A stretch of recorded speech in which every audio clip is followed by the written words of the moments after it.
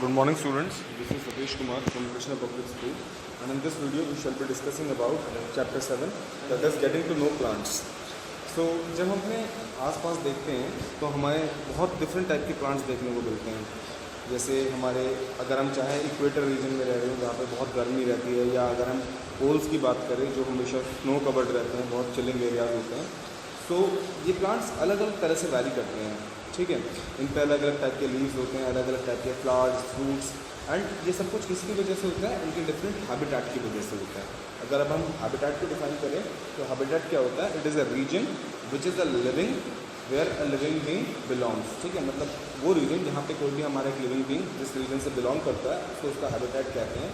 ये वो सराउंडिंग्स या वो पूरा एनवायरनमेंट जहाँ पर भी वो रहता है। ठीक है, सिमिलरली क्योंकि आपको पता है कि हमारे प्लांट्स भी क्या होते हैं? लिविंग होते हैं, तो इसीलिए इनके भी अलग अलग हैबिटेट्स होते हैं। कुछ आपके बहुत हिली रीजन्स में होते हैं, जैसे एप्पल ट्री वगैरह जो है ये हमारे कोल्ड और हिली रीजन्स में होता है, कश्मीर के साइड। मैंगो ट्रीज जो होते हैं ये हमारे इक्वेटर रीजन्स में होते हैं, जैसे आपका हमारा जो ये उत्तर प्रदेश वाला रीजन है।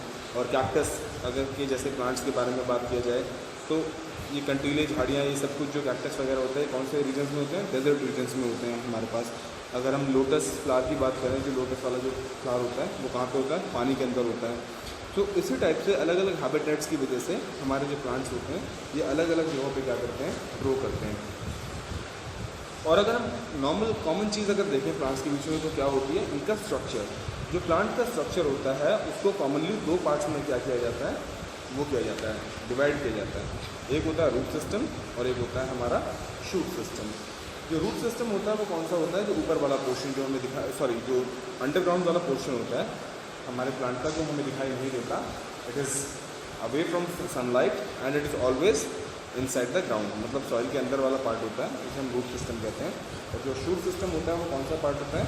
जो विजिबल पोर्शन होता है हमें प्लांट का, मतलब जो ऊपर वाला पोर्शन हमें किसी भी प्लांट का दिखाई देता है, जिसके अंदर आपका स्टेम, ब्रांचेस, लीव्स, फ्लावर्स, सब कुछ, जो फ्रूट्स वगैरह, जो भी किसी प्लांट के ऊपर जो ऊपर वाला पोर्शन जो दिखाई देता है हमें, that is known as shoot system. And the portion which is under the ground is known as root system. तो क्योंकि हमें पता है कि हमारे जो प्लांट्स हैं और ये जो ट्रीज़ हैं या जो भी चीज़ें हैं उनको हम अलग अलग कैटेगरीज में क्या कर सकते हैं? क्लासीफाई कर सकते हैं on the basis of their survival and their habitat. तो इसीलिए इनकी इतनी सारी वेराइटीज़ हैं। तो अब हम इन प्लांट्स के कुछ फीचर्स के बारे में पढ़ेंगे, और जो हमने अभी जो दो सिस्टम्स के बारे में बात की है, रूट सिस्टम और शूट सिस्टम, उसको और अच्छे से हम क्या करेंगे? इन डीप और इन डिटेल जाकर के बारे में पढ़ेंगे। तो जैसा मैंने आपको बताया था कि जो हमारा रूट सिस्टम होता है वो जनरली कौन सा पोर्शन होता है हमारे प्लांट का?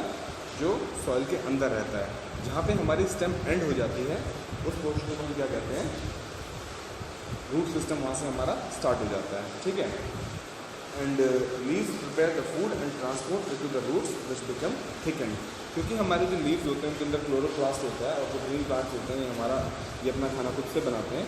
तो वो खाना जो भी बनता है वहाँ पे with the help of chlorophyll, sunlight and जो कुछ भी है, वो सारा का सारा खाना कहाँ पे स्टोर होता है? मोस्टली रूट्स में स्टोर होता है, और इसीलिए जो रूट्स होते हैं वो क्या होते हैं? थिक होते हैं। अब हम बात करते हैं रूट्स के फंक्शंस के बारे में। जो हमारे रूट्स होते हैं, जड़ जो होती है हमारे प्लांट की या किसी भी ट्री की, उसकी बहुत ज़्यादा इंपॉर्टेंस होती है। इसकी इंपॉर्टेंस क्यों होती है? सबसे पहले इसका फंक्शन होता है the roots anchor the plant firmly into the ground and prevent from being blown away by wind और फ्लोन अवे बाय वाटर।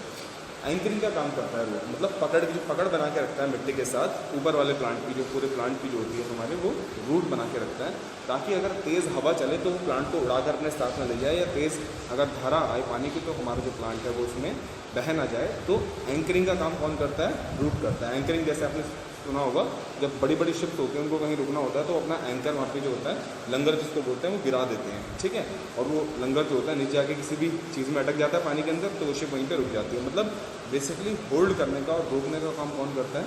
किसी भी प्लांट को, वो हमारा रूट सिस्टम करता है। सेकेंड फंक्शन क्या है? They absorb water and nutrients from the soil for making food. ये वाटर और मिनरल्स का एब्जॉर्ब करते हैं सॉइल से और उनको ट्रांसपोर्ट करके ऊपर प्लांट तक पहुंचाते हैं जहाँ पे हमारा खाना बन रहा होता है प्लांट का।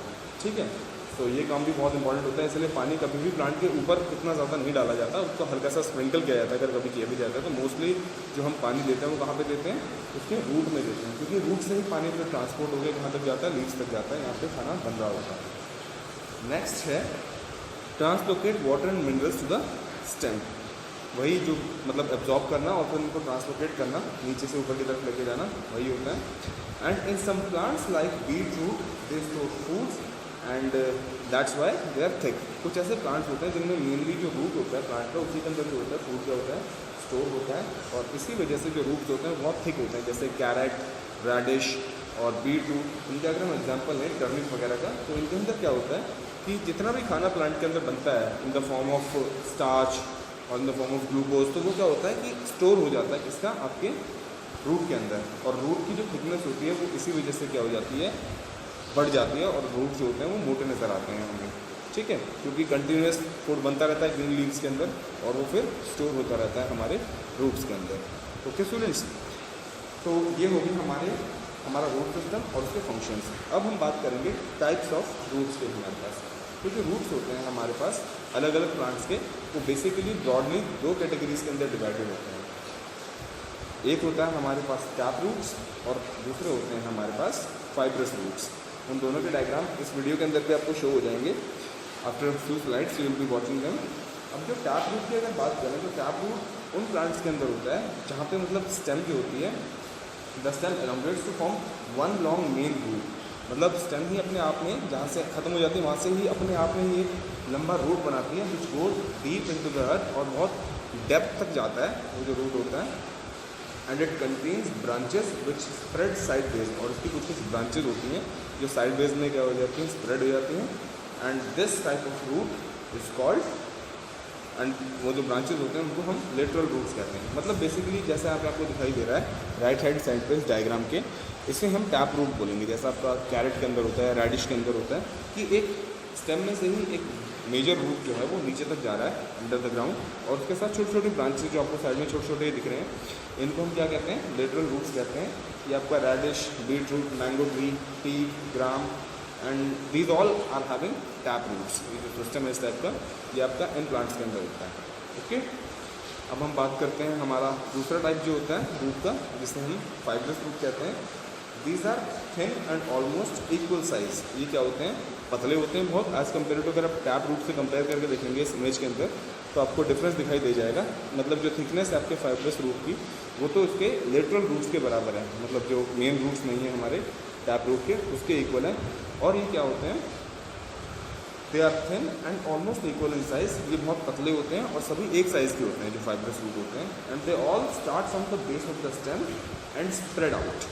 ये सारे के सारे कहाँ से स्टार्ट होते हैं, जहाँ पे हमारी स्टेम एंड हो रही है वहाँ से स्टार्ट होते हैं और स्प्रेड हो जाते हैं पूरे में, मतलब फैल जाते हैं। And they are bushy in nature. Bushy मतलब ये झाड़ी नुमा होते हैं, मतलब बहुत ज़्यादा डेंस से होते हैं। ठीक है, and grass, maize, rice, onion, sugar cane all have fibrous roots. अगर हम कुछ एग्जांपल्स की बात करें तो इसमें हमारे पास ग्रास, मेज जो मक्का होती है और सिंपल जो घास हमारे यहाँ आसपास लगी रहती है, और राइस जो होता है, ओनियन जो होती है, शुगर केन जो होती है, इन सब के अंदर कैसे रूट्स होते हैं, फाइब्रस रूट्स होते हैं। इस चीज़ को तो आप अपने घर पे एक एक्टिविटी करके भी बहुत अच्छे से समझ सकते हैं। मतलब आपको क्या करना है, just you have to identify different kinds of plants, मतलब ऐसे प्लांट्स जो मतलब बहुत बड़े ना हों, छोटे हों, जिनकी वजह से आप उनको वो कर दें, उनके रूट्स को अगर रिमूव करें तो कुछ ज़्यादा प्रॉब्लम ना आए। तो ऐसे प्लांट जैसे घास या नॉर्मली इस टाइप से, उनको आप क्या करते हैं, निकाल के ऑब्जर्व कर सकते हैं कि उनके अंदर किस टाइप के रूट्स हैं। मतलब जैसे मैंने कैरेट और रेडिश का तो बता ही दिया, ये तो आप नॉर्मल घर पे भी अगर आते होंगे, सैलेड वगैरह में जब आप खाते होंगे तो उनके जो लेटरल रूट्स होते हैं रेडिश के, दे आर क्वाइट विजिबल, वो दिखाई देते हैं। और रेडिश अपने आप में जो होती है वो क्या होती है, टैप रूट होती है। और ऐसे ही आपके पास कैरेट भी क्या होती है, अपने आप में एक टैप रूट होती है, उसके चारों तरफ जो आपको छोटे छोटे बाल टाइप से जो दिखाई देते हैं, they are its lateral roots. और अगर फाइब्रस रूट की बात किया जाए तो यहाँ पे आपको ओनियन का एग्जांपल दिया है, शुगर केन का एग्जांपल दिया है। अगर आप कभी ग्रीन ओनियन को ध्यान से देखेंगे, जिसको फ्रेशली क्या किया है, ग्राउंड से निकाला गया है, तो उसकी जो रूट वाला पार्ट होता है, उसका जो नीचे वाला पार्ट होता है, उसमें आपको दिखाई देगा कि जहाँ पे उसकी स्टेम खत्म हो रही है वहाँ पे बहुत सारे छोटे बिल्कुल थ्रेड लाइक रूट्स दिखाई देंगे उसके आपको, ठीक है।